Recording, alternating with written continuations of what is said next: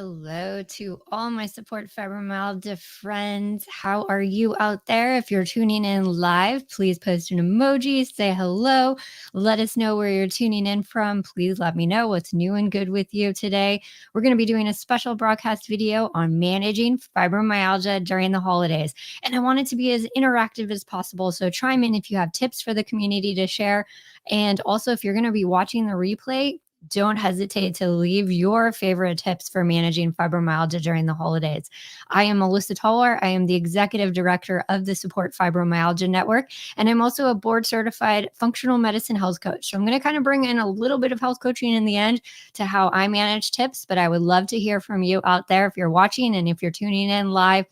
Give us that emoji. Let me know how it's going, getting ready for the week to begin. I've had a very busy week, but it's been awesome. So I wanted to give a really big round of applause to iPain Foundation, the International Pain Foundation, the whole team at iPain, Barbie and Ken. You did an amazing job with the conference at the iPain Summit. I am so glad that you are here and supporting the community. So let's give you a round of applause.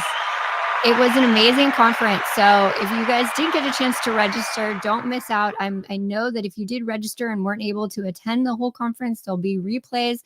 But what an exciting event to have, and what amazing human beings Barbie and Ken are for hosting such a great conference, an amazing team to work with. Kind of jumped in to help with some tech stuff, and I loved it. So thank you to them. And I just did an amazing interview also with Butterfly Chats, LaToya. So another round of applause for LaToya. She is doing her podcast, so please go and check that out. I will leave a link in the description for all of you. Welcome, Des. It's so good to see you from Washington State. That's why if you are watching live, please say hello. Let us know where you're tuning in from, how we can support you. And as we get started into the content of some of my favorite tips for managing fibromyalgia during the holidays, please leave the discussion, leave your favorite tips, because mine aren't conclusive. There's probably so many tips out there that all of you can use for helping during the holidays, because we're ramping up, right? All the holidays, they're here, they're approaching. You're thinking of shopping, you're thinking of gift buying. So how can you manage it all when it comes to living with fibromyalgia? And just some of the top tips I just wanted to share with you right now in this broadcast. And we'll go through, and like I said, it's not conclusive. So I want to hear from all of you, especially parents with fibromyalgia, those of you with families and kids. Like, how are you managing? How do you keep up with the fibromyalgia and then the holidays coming through, with getting all the gifts, getting all the things that you need for school and shopping and dinners, if you're inviting people over, if you're going to visit family? Like, let's brainstorm and talk this through. So I'm going to start out with the number one thing that I want to remind all of you about, because there's always a lot of stigma. There's always a lot of judgment going on in the holidays, but be kind to yourself. Wow. Have we had a roller coaster of years ahead? We have all getting this through this pandemic together. There has been a lot of division in this country. So please, the one thing that you can definitely do for yourself right now is to be kind to yourself. Use those kind words, especially during the holidays, because you can get through it. There's a lot going on. There's a lot of emotional stuff. There's a lot that we still have to be conscious about for protecting our health. A lot of health conversations. So don't forget to be kind to yourself always. Try to reframe it. If you know that you're upset or something is acting up, you're in a lot of pain that day, and you're starting to clench and panic, just remember that you got this. You can do this. You can get through it. And you may have to change things and pace things out a little bit, but remember to always be kind to yourself, because that's one of the important things. And we tend to forget that, especially when we have a lot going on. Another tip that I wanted to share is keep to your regular meal and sleep schedules. If you have a regimented sleep schedule, if you eat at certain times of the day, try to keep to that as much as possible during the holidays. It's tempting to do a little bit more and change it, but it's important for our fibromyalgia bodies to get the sleep that we need, the rest that we need, if you can do it. Those of us know that I struggle with my sleep quite a bit. But I still have to keep to that sleep hygiene, going to bed at the same time, trying to wake up at the same time and just instilling those things that you need, not overstimulation. If you notice that it's hard to fall asleep, if you've been overstimulated at night and you feel like you're wound up and it's harder to sleep, be conscious of that as you're going into these celebrations and managing the holiday. And especially for meals, if you need to pack snacks and all of those things, consider that as you're doing. You don't want to start skipping. You don't want to start skipping on your nutrition. You can keep all of those things in routine, and it's okay. You have to make time for that self-care, and it's just implementing it and planning ahead is super important for the holidays. Next is set end times in advance. So these are important discussions to have with your family, especially if you're going somewhere and visiting. And just know that it's okay to limit, like we need to leave at 11 p.m. Or if you're having people over and you want to set time, like, hey, talk to your family or talk to whoever you're with and be like, I can only handle 3 hours of this at most. So in the invites, put an end time in there from 2 to 4 p.m. If it's 2 hours, like this is when we're going to get together. This is when we're going to have our conversations together. So you've pre-planned an end time and you're conscious of how much energy you're putting out into the world. And it's okay to have these discussions. And I know it might be difficult at times, but putting that end time there for you is super important. So you know that it doesn't have to go on forever. And you be like, nope, like it's time to close down, it's time to shut down. These are your energy hours. This is what you put forth. Just like people have office hours, these are your energy hours. So you can set those end times in advance and let other people know, and that's okay. Planning for recovery days. So many of us, I know we're going to be pushing or we have a lot of energy outputs, especially if you tend to lose energy when you talk to people or there's a lot of stimulation going on. So it's good to plan for recovery days and what that looks like, or even recovery space, recovery time. So if you're going to be out a little bit later one night, you know that you're going to have to plan ahead and maybe do what you can in the morning to not set something up so you are rushing to get to that appointment early in the morning or waking up absurdly early in the morning. Like maybe you just want to roll into the morning with a little bit of ease, less stress because you've had a longer night. So you plan ahead for these recoveries. And if you have to do it, write it down on a schedule. So I've become huge on scheduling everything. And I know it's difficult and you can change things around depending on how you feel. But if you put it down, you write it down, you're holding yourself accountable, you're letting your family and other friends know this is what I'm going to do. So I'm not available. I'm going to turn off my phone. I need to take this as recovery space. And you go ahead and do that. Then, of course, do what you love. So, this is definitely tricky because sometimes, we're maybe doing stuff we don't necessarily love to do, or things like, oh, we're putting ourselves in difficult situations. We're going to be faced with some adversity or some conversations that, maybe are not the best for us to be in. And this is definitely a tricky conversation to have with yourself and talk with it. But you're going and looking at things and putting stuff that bring you joy first. So, are there things that you really want to do this holiday season that bring you a lot of joy? And how can you prioritize that? If you love decorating for Christmas, maybe that's something you start with and put together a schedule based on your energy of how to decorate the house for Christmas or the holidays or something that brings you a lot of joy, and put it out. Or do you want to decorate or make cookies or those things? Like if that brings you joy and brings that love and emotion that you want during the holidays, definitely plan time to do that and focus on those things first as a priority. And you can always reframe it and invite people to that, because maybe that's a brainstorming idea that you don't have to stick with the usual stuff that's like so intense and maybe heavy on your system right now. And again, please, everyone, just know that we have been through some very rough years altogether. This has not been easy. So, the more that we can alleviate some of that stress, that vigilance, feel safe again, it's important for our fibromyalgia bodies. So, anything you can do to bring joy, love, appreciation, gratitude into your life, it's super important to uncover. Okay, so prep what you can. And this has so many different modes of just even scheduling things out in advance. You're preparing for other events. This also has to do with nutrition.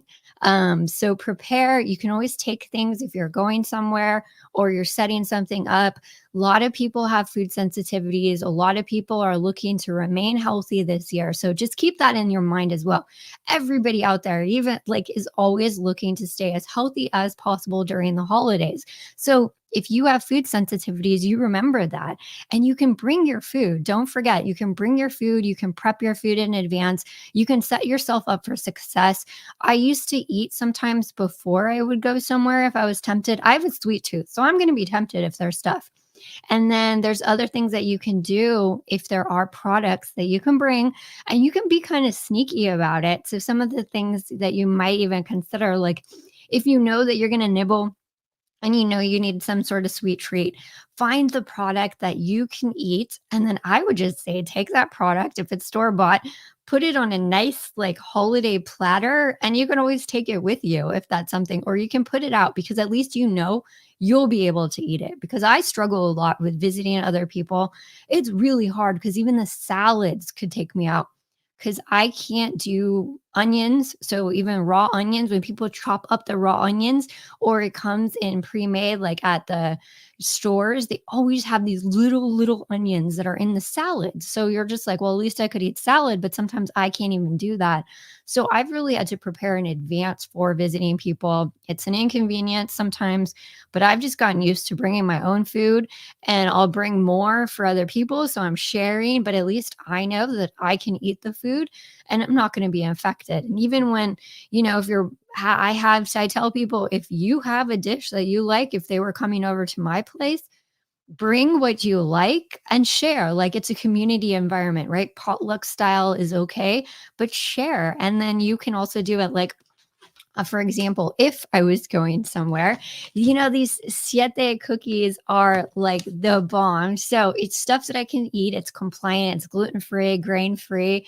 So stuff like that, they'll put, I might just buy 3 bags of cookies or something like that, put them on a nice decorative planner and take a platter and then take them over.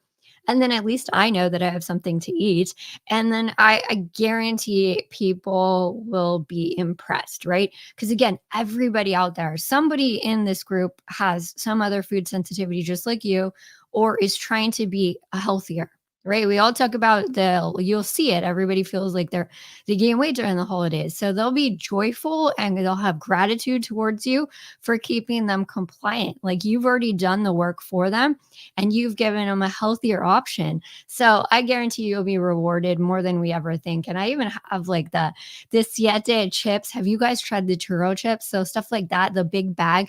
They now have like a big bag at Costco for the churro chips, and I've totally have gotten people turned on to that because you can just put those out. It's a nice little sweet kind of taste to it.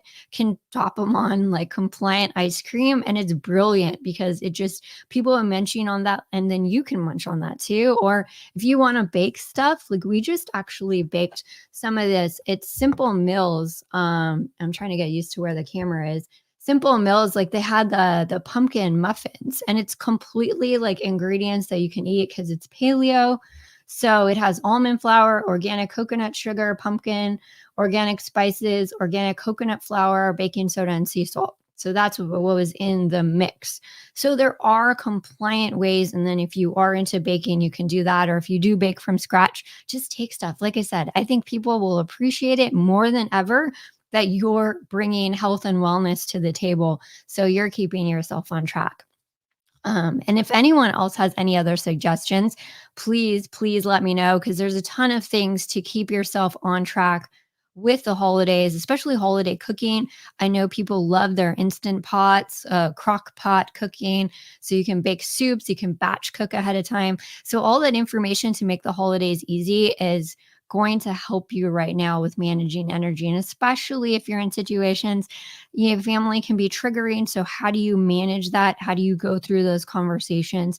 And what you want to try to do is decrease that stress level as humanly as possible. So trying to get your sleep, getting good sleep, decreasing stress so you're less vigilant, you have the safety component around you. You start to feel safe as we prep and get ready for the holidays. These are big things to just lower the impact of stress levels because it is stressful. There's a lot of things going on. Maybe you're trying to keep up with a lot of things at school if you're in school right now. So, how can we decrease our stress levels as much as possible so it makes the least amount of impact on our energy, our pain levels with fibromyalgia? Now, one of the things to like introduce is those SMART goals. So just making specific, measurable, attainable, relevant, and time sensitive goals. And this is huge, like in the health coaching world, because we help people go through creating goals for themselves. But one thing we've noticed too is when you talk about SMART goals, is the tiny goals, like basic, small goals that you can actually attain are super important because sometimes we just try to do so much in our schedule and it just gets overwhelming. So, setting yourself up for those SMART goals, looking at your schedule in advance is going to be important. And I talked to someone recently too, in just regards to shopping. And so we broke down some SMART goals regarding shopping, like holiday shopping. So there's two kids in the house. How am I supposed to get the shopping done was the whole thing, like gift giving and all that stuff. Okay. So first of all, you have to figure out what your kids want. Get the kids list together of what you're going to be shopping for, what you're going to be buying. You're trying to get it in advance because the holiday sales have all started early everywhere. So one thing we talked through with this person was just setting time aside because it's like, I don't have time. I don't have. Okay. So what are the days that you do have some time for? And so Tuesdays and Thursdays for her were less busy. So she had some time and a break there. I'm like, okay. So maybe on Tuesday, she said she could take her lunch. So Tuesday at 12 o'clock. So we're getting really specific. At 12 o'clock, she was gonna buy the first round of gifts for the first child. So that was going to be, and she wrote it down in her book. So she's taking notes. So she knows exactly what time and what day she's specifically going to be shopping for the first child. Then on Thursday, she's going to do the same thing at 12 o'clock. She's going to do that. She's going to shop for the second child because she has a list prepared. She knows exactly what she wants. So she's putting that there so she can complete that task, right? So it's time sensitive. She has a goal. She specifically knows. And again, if you can't just shop for one child and then forget the other. So this is definitely, but then we go through and you ask, are there barriers? Because sometimes if the goal is too big, and you haven't broken down what you need to get to even the goal. Like, for example, she needed to make sure what the kids wanted, right? You need that first before you do the Christmas shopping. So you have to get a Christmas list or holiday shopping list together to know what you need to buy because Black Friday deals are coming up, all these online Cyber Monday deals. So you have to have your list ready. So you got to gather that information. So that's kind of the first goal. But then the next one is implementing it. So execution. So what she did was set aside that time. She was able to get the sales. So on Tuesday, it was the first child, and then Thursday was the second child. And so she successfully did it. So when I checked in with her, I was like, how did it go? And it worked perfectly. It didn't even take up the whole lunch hour because she already knew what she wanted to get. And she was it just focused on one person, one time, checked out. There you go. Because sometimes we're tempted to do a lot more in a compacted time, and then we don't finish. And it's like, oh my gosh, I didn't finish. But this, she finished. She was able to eat lunch as well afterwards. So she's doing self care. She's taking care of her family. And she said that she felt much better, but she never thought to do it and break it down that way. So think about those things that you need to do and what you can break down. And then what barriers are there in order for you to achieve it? Do you have to delegate to someone else? Are there things that you need to like pre-plan for? Are there things you want to clean, but you need certain things that make it easier to clean? So you may have to go buy those. So what is that and break it down with these SMART goals? And I'll probably do an additional video just on SMART goals alone because even I'm learning and I've become a big fan of BJ Fogg and these tiny habit changes because these tiny changes make a huge difference. Plus, you can celebrate yourself. So once you've gone through that, and actually that should just be a slide in itself. Don't forget to celebrate yourself this holiday season for just making it through. And if you took a shower today, remember to celebrate yourself as much as possible. Be kind to yourself, celebrate what you need. There's a whole lot going on, so we're doing the best. So if you want to celebrate with all the decorations right now, Please find the joy and love that makes you happy. Do it in little amounts. Set aside a day where you can do that. Do that with your family. Invite people. It's okay to ask for help. If you need help lifting some of those boxes, do that. Plan ahead. It is all going to make a difference. So, please definitely chime in if you're watching the replay and give tips and share what you've experienced during the holiday season. What's worked for you? What maybe didn't work? This is just the beginning of some of the tips that you can utilize. So, thank you everyone for tuning in. I appreciate all of you out there. You can find the Support Fibromyalgia Network on YouTube, Facebook, Instagram, Twitter, and LinkedIn. We're definitely going to be doing more of these live. Stay tuned for Giving Tuesday. We need your support. And then we also are doing a holiday giveaway with some of the fibromyalgia advocates. So stay tuned for that. But more broadcasts are headed your way. I would love to know what kind of videos you want to hear about, and we'll put them together. I have some sciencey stuff coming your way. But thank you everyone for tuning in to our Support Fibro Live on managing fibromyalgia during the holidays. Chime in as you go, like and share these videos with all the fibromyalgia warriors out there. I will definitely see you later. Bye, everyone. Have a wonderful rest of your day.